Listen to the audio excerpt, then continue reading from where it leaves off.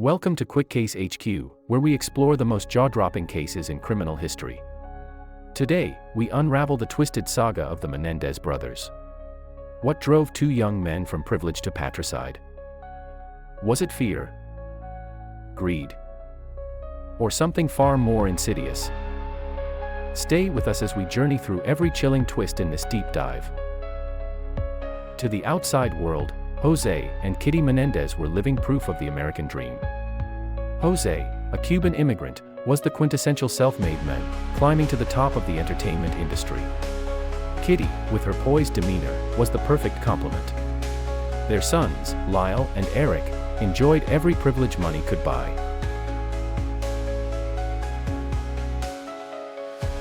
But behind closed doors, the family's picture-perfect life began to unravel. Jose was an unrelenting perfectionist with a penchant for control, while Kitty battled inner demons, often retreating into a haze of prescription medication.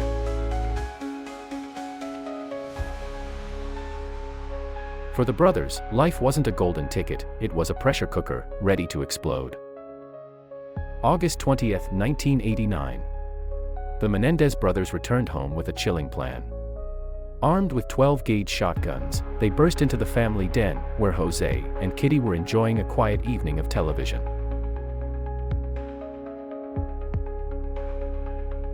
The attack was swift and merciless. Jose was struck first, his death almost instantaneous. Kitty, in a panic, tried to escape but was met with a barrage of bullets. 911, what's your emergency? Someone killed my parents. The call seemed genuine, filled with anguish. But the reality was far more chilling. The brothers had crafted a grim masterpiece of deception. In the weeks following the murders, Lyle and Erik played their roles perfectly. They wept at the funeral, consoled relatives, and spoke lovingly of their parents. But behind the scenes, they were living large, spending their inheritance at an astonishing rate. The police were suspicious but lacked concrete evidence. However, the facade was beginning to crack. Erik Menendez's guilt became unbearable. In a therapy session, he confessed the crime, revealing every harrowing detail. His therapist, Dr. Jerome Oziel, was now privy to a deadly secret. But Oziel wasn't the only one who knew. His mistress, fearing for her safety, tipped off the police. With taped confessions in hand, law enforcement had the break they'd been waiting for. The Menendez case exploded onto the national stage. Every detail of their privileged lives, every moment of their trials, was broadcast to millions. The public couldn't get enough.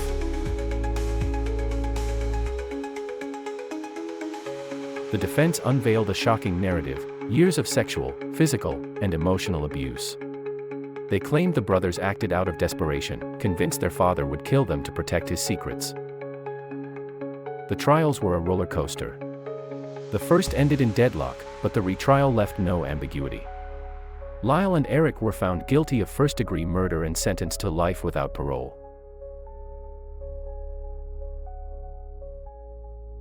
Justice was served, but the verdict raised questions that still linger. Were the Menendez brothers cold-blooded killers, or were they victims driven to a desperate act of survival?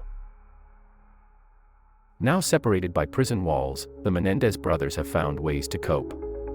Lyle mentors fellow inmates, while Erik seeks solace in creative pursuits. Though their lives are confined, their impact continues to ripple beyond the prison gates. Decades later, the Menendez case still captivates. It's a story of wealth, power, and unthinkable violence, a case that forces us to confront the complexities of family, trauma, and justice.